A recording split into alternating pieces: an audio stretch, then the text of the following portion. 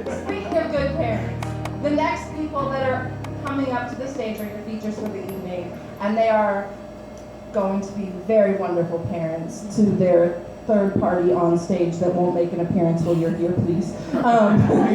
It would go down. That would be a Lewis Cafe first. So, make see, I got you with it. Yeah, so, I've known Ms. Moni for a very short period of time, about a year and a half. We know each other from some other extracurricular show called Sweet Spot Nation. You want to know about Sweet Spot Nation?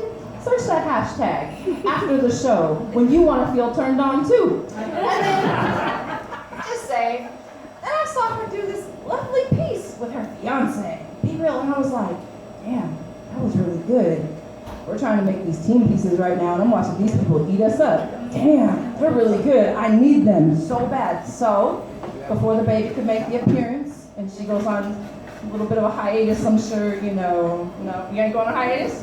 Hell yes! Turn on by that too. Work him on. Yes! Make some noise for a courtship love song right now. Make some noise. Get him on stage. Have no lady and your baby on stage. She's like, no, I don't need it. I got this. I'm a professional.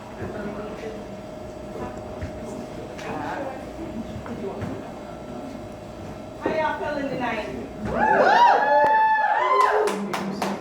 are very excited because this is our very first feature.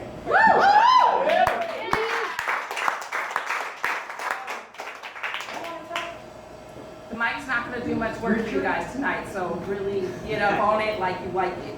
Thank you so much. First of all, we're honored to actually be here. We still feel like we're babies. We are studying this art as much as we can, try to grasp as much as possible to present. But it's just an honor. Phoenix of Starfire. Phoenix. Teen Titans? Teen Titans? Superhero You names, guys are brother. awesome, man. It's just an honor to be here. It is not that feature. Oh, I want you to know, after Ken's poem, you got permission to do the sex poem. After the she said it's on for you. You could do whatever you want. She said that. She said it. So we actually started, just a little bit of background. We started, I started September. He actually left his nerves sitting down, in December, January, somewhere around there. So this is like a huge advance for him to even be standing here with one, no paper, and then two, with me. So, yeah. Right? All right. So our first piece, we're going to do a few pieces, but our first piece, we actually, it's what started us. It's entitled Courtship Love Song, and it actually started through text message and Facebook messaging, and when we went back through what we was writing back and forth to each other, this is what came up. So here we go. Actually, I am going to cheat on this. Just this one.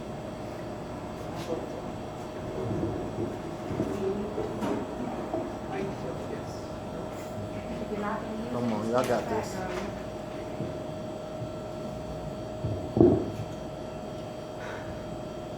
Am I the one you desire?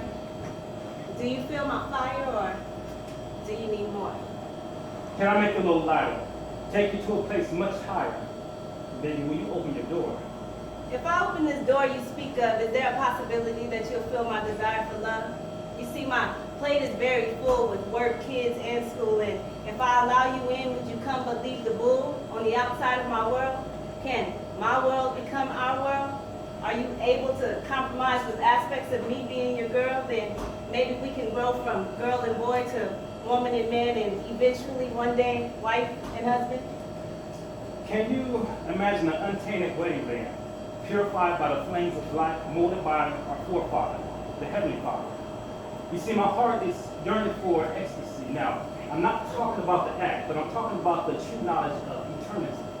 You see, life is challenged, love is compromise, and unity is negotiation. And anyone who may differ, I do call bullshit. We gotta go through. But as long as we make it through, our destination will be well equipped to fix what has been broken. Now, I'm not here to just offer a token of my heart, but a full, unspeculated investment into a portfolio of tomorrow's futures. Yeah, I hear what you're saying, but this act of opening has its own difficulties in relaying. You see, I'm stuck in an abyss of nonsense in this picture you portraying. So sweet to my imagination, but is it real? Is it as real as what you're making me feel, this untainted, uncompromised, incomparably making the imagination go wild, but is it real? 2 years from now, will you wake up and change your idea? Will I open up now to be hurt up and tied up later? Will you? How can I trust? You see, trust is not a given. To question trust without a reason for lending, it will be a continuous collapse unending. You see, I'm not at the starting blocks trying to obtain the world, but I am in this race in the effort to obtain your universe and explore you verse by verse and by verse. You see, I want to sail your seas, I want to climb your hills, I want to trek your valleys, I want to illuminate your caverns in an effort to stumble upon what I felt was there all along. I want to find my treasure, my desire, my love song. This is where us women give in, okay? Fine. Fine, help me. Help me find these broken pieces stuck in hay like pointed needles, and help me see the good in them being forcefully separated. And if there was no good, let your love burn them down, and we can recreate something like a crown, a monument of what love could be, what love with you will be. As you explore the dark parts of my soul with your flashlight of love, I pray that you don't let my dark forest scare you away. I pray that you be the one to change this night today, but I don't want you to tell me, because talk is cheap. I need you to show me. Because the gravity of the sensitivity of this situation is weighing heavily on me, and there is a thin line between my sane and insanity. So baby, please, don't disappoint me. Insanity. Defined by the repeated, hopeless attempts of one's attempt to create a different outcome while paying no attention to history nor the odds. Well, baby, you might as well call me a blistering fool, because I am not moved by anyone's opinion or self-centered and faithless caliber. You see, I know what I see, and I see what I need, and what's destined for me has been placed inside of ye, the remarkable image who is treasured above all, set upon a pedestal and guarded like a priceless china dog. You see, I will protect the crown from the stormy clouds above and carry it across the burning coast below. I will always express to you my trust and love and never fail to show you how a king is supposed to treat his queen. Loving her respecting her love, and you see this dream, I seen it was inside of another dream. You see, dreams are what you make of it. Love is what you invest in it. Your heart, if you dare to get a piece of it, I place a gold seal guarantee that your dark times you will release of it. In my heart now. That's all I need. Well, us women, if we dare to give it all, as long as you promise to care carefully and not try to Purposely make a difference in your tomorrow and my tomorrow. Lift your spirits of love that will birth joy, rarely sorrow. A love that's patient, a love that's kind, a love that doesn't vaunt itself, a love that never lies. You see, baby, I'm not trying to erase our past. I'm just trying to dispose of the trash left behind by those who wanted to borrow our hearts and not own our all. Understand, all that I have is all that I give. To live, to laugh, to cry, to live gazing into your eyes. My dear, My love, my treasure, you are my prize. my pride. My prize.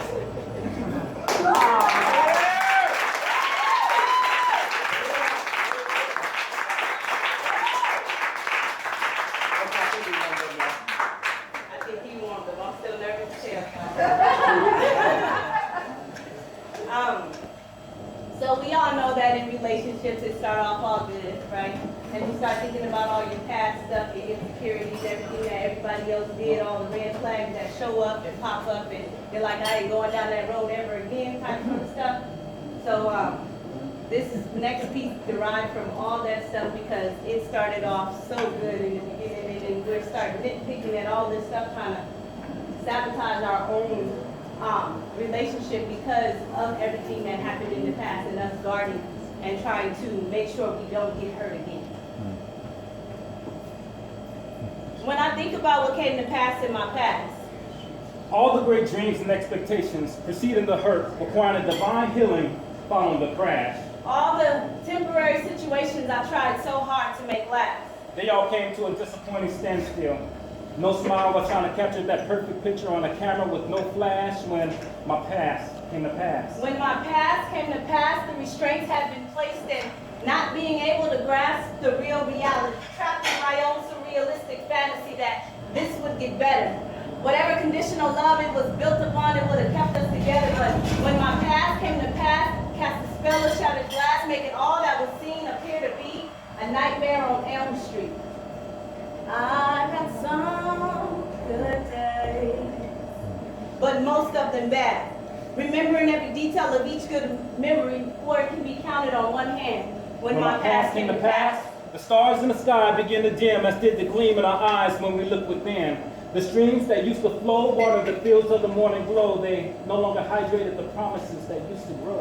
When my past came to pass, he tried to kill the hope. Tried to bury it in an unmarked grave with no funeral, no repast, making it hard to remember what it feels like to love and be loved. To have shared dreams and expectations, to embrace after arriving at our destination, which was supposedly preordained from above. The winds are at a standstill as I am unable to proceed to a new beginning, unable to fathom risking another drop of blood from my heart with no guarantee of winning. Raising the mainsail only to find it had been snagged by these nails and now just drifting.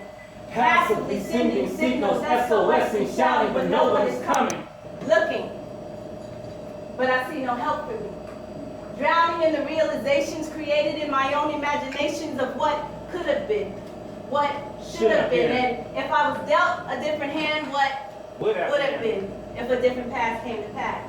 You see, if a different past came to pass, he wouldn't have pushed me away, causing disgrace to the vows we made, and when I cried, he wiped the tears from my eyes and let me know I was safe. If I could have a different past, all my children would be of one man, and there'd be no visitation or custody battles, because this man, he'd be my husband, if a different past came to pass. If a different past came to pass, what I have experienced new today, blossoming petals of serenity, giving off essence of great possibilities. Could she have been that portrait so masterfully painted, she would have dwarfed any work by Da Vinci? Would the rising sun be the start of a new day with her instead of the beginning of another lonely night?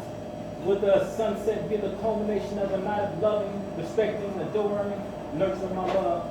If a different past came to pass, would we have visions of us spiraling upward, reaching our potentiality, knowing that with him, everything I dreamt could become an actuality? Would he have loved me? She have loved me enough to walk with me through the storms in the effort of tasting the rainbow instead of feasting on soil-filled meals that caused us to distance ourselves from the kitchen table. FDA warned, infidelity now attached as my label. Would he have loved me enough to stay joined at my hip? Instead of when she dipped, he slipped. Slipped past the point of no return, and my desire to live with him, in him, and for him has turned. Colder than the coldest day marked in history are different but similar paths, passionate and solitary. A lonely, hopeless discovery that this past has been a fictitious literary of, if a different past came to pass.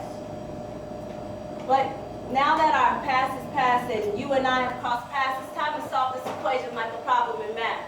Let's subtract your hurt from my hurt. This zeroes out our past hurt. Then let's add our mental compatibility to our emotional security. This will get our physical stability. Let's then multiply love by loyalty, by trusting. That will be the area my heart can call home. Let's divide our insecurities by nothing. Put all that in parentheses and take it to the 10th power. That will equal a future of endless possibilities. You see, following my past, my present, and my future was found. The unimaginable connection was made as if God himself was here prepping the ground. I was spending my life floating around in my protective plasma membrane, shielding me from the infectious search of failed relations and surviving on what I was able to safely feed on through my endoplasmic reticulum of strategic encounters. But now, David, now, I'll be given a fresh applied license into you. Your love and affection come equipped with the needed enzymes to effectively break down the barriers I built up around me. You are my present. You are my future. And together we're making ash of the past with a hope. Better yet, we're doing it with knowledge, loving with substance, knowing that this union is predestined to last. So let's relish in this knowledge that we are on an infinite voyage. Now that our past has come to pass.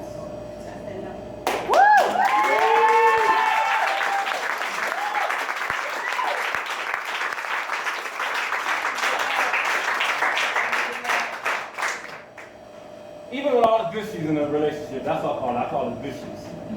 That's that little teddy bear that's squeezing on your insides. Make you feel all good and stuff. Gushies. Sometimes we run into situations where you have to step back and really question the whole concept of being in a relationship. And everything that we do is pretty much real. We're pretty much like an open diary. Not pretty much, it is real. Yeah, pretty much. In the heat of the moment, these pieces come and they're just like. In the heat of the moment, the good heat and the bad heat. Yeah. So this next piece is actually the bad heat. And like I said, in those situations, you may say some things that you may not want to say, but they end up coming out. And this is one of those times where I really had to say that you get on my last nerves. You really get on my last nerve. Sometimes I feel as if I'm about to pull my hair out. Lean out the window and shout, fold my arms like a little kid sitting in the middle of a 4-square box, throwing a fit on the ground like a flopping trout out of water. You get on my last nerve. Sometimes I feel like I can just Harry Houdini your behind. Now I see you, now I don't you, as if I was blind. Not forever, just for a short period of time. Just enough time so I can gather my mind again so this dysfunction could be slaughtered. But right now, you are getting on my last nerve. Well, you're trying to control me, every aspect of me, your expectations of me, what you need, what you want, what works for me. Stuck mentally, not allowing anything to penetrate, but verbally allowing everything to go out and dictate what this is supposed to equate to. Friends first, then lovers.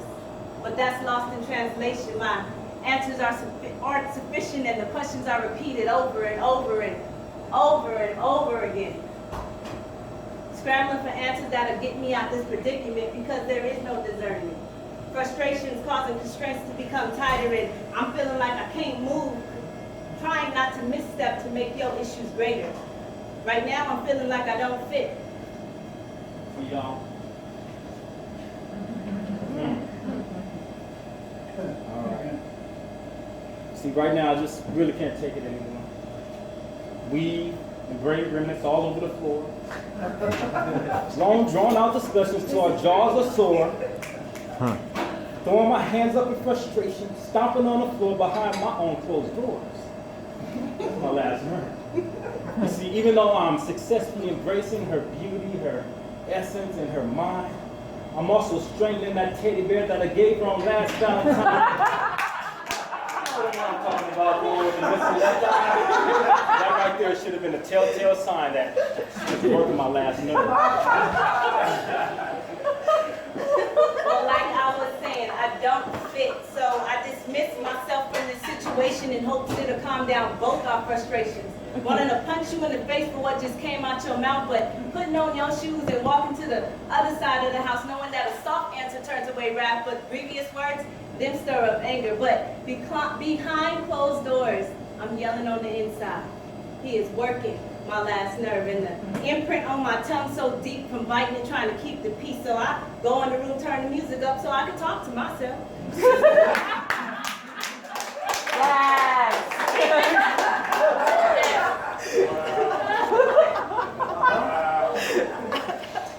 Independent, inconsiderate,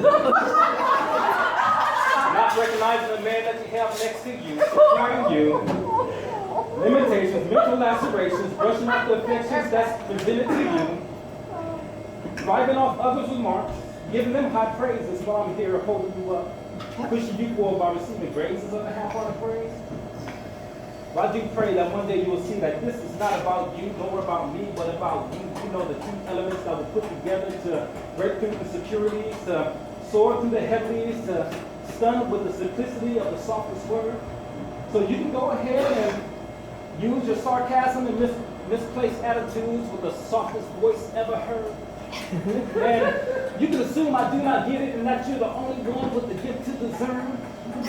But do not get upset when frustration sets in due to something that I failed to do that you asked me to that you won't even do yourself. Bring about a word that might burn. I'm just waiting for you to learn that my whole desire, my heart, my everything is for you, my love. And everything that I see in you, But really, that's neither here nor there, because right now, at this moment, you got to get on this nerve. So,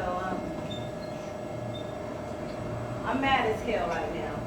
But us women, we know how to keep that killer under the jail. They say a wise woman builds a house, and life and death is in the power of the tongue. But we know how to keep it from spitting that truth. You want to know what the truth is? Y'all sensitive.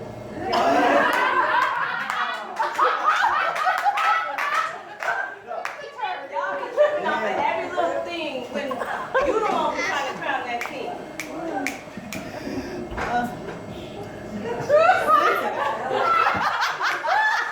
It's sensitive to a man's feelings. Understand? We got feelings. Like, Compromising with aspects of me being your girl just flies out the window. What used to flow in us getting to know one another no longer shows apparent. When your toes I ain't curled in a couple of weeks, well, you begin to think, well, who is she fucking? Because she ain't fucking me.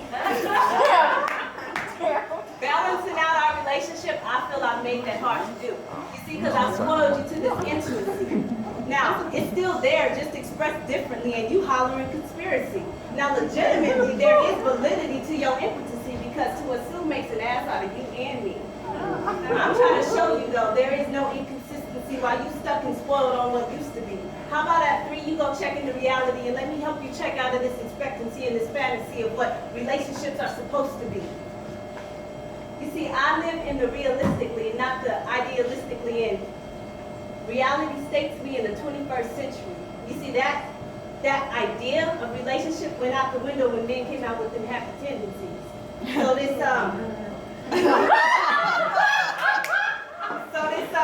inconsistent or this unconscious insecurity, that's working my last nerve. This relationship expectancy, that's working my last nerve. The unwillingness to see me for me and not what you want me to be, that's working my last nerve. But see, I've learned to come to understand that that last nerve is irrelevant.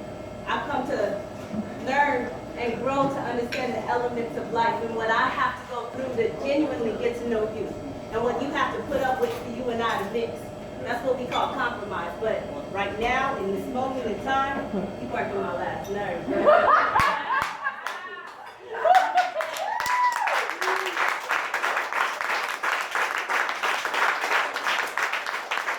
Masculine men need to sit back and realize that Women are always right. Just for a moment, leave it alone. She still got on the nerve.